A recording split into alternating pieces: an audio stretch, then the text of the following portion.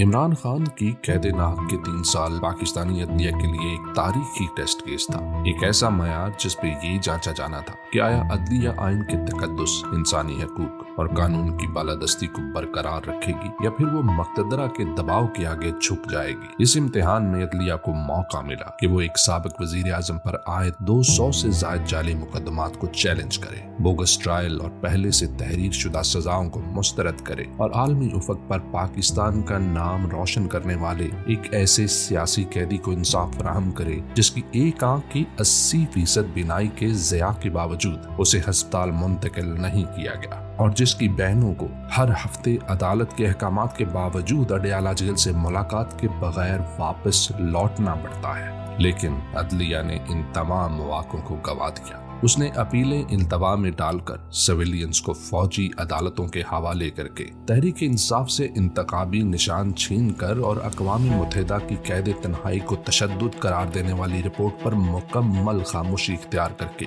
ये साबित कर दिया कि वो इंसाफ की पासपा नहीं बल्कि इस्टेब्लिशमेंट के अहकामात के ताबे है। ये अदलिया की नाकामी सिर्फ एक मुकदमे में नहीं थी बल्कि ये उसकी इखलाकी खुदकुशी थी। उसने जानबूझकर अपनी आज़ादी को बेच दिया और मुक़्तदरा के हुज़ूर मुकम्मल तौर पर सरनिगूं हो गई, जिसकी वजह कोई खारजी दबाव नहीं बल्कि 26वीं आईनी तरमीम थी जिसने अदलिया की आज़ादी की जड़ें काटकर उसे बाकायदा एक सरकारी इदारा बना दिया। इस तरमीम ने सुप्रीम कोर्ट के इख्तियारात महदूद किए, एक नई गैर आईनी वफाकी अदालत कायम की और अदलिया को एग्जेक्टिव का मातहत महकमा बनाकर ये पैगाम दे दिया कि अदालतें अब अवाम के लिए नहीं बल्कि इस्टेब्लिशमेंट की मर्जी की तकमील के लिए हैं। चुनाचे जब इमरान खान का टेस्ट केस आया तो अदलिया ने बगैर किसी मुज़ाहमत के इस इम्तिहान में फेल होकर अपना नया सरकारी रूप दिखा दिया। वो निज़ाम अदल जो अल्लाह के बाद मजलूम का आखिरी सहारा हुआ करता था अब महज एक सरकारी दफ्तर बनकर रह गया है, जहाँ फैसले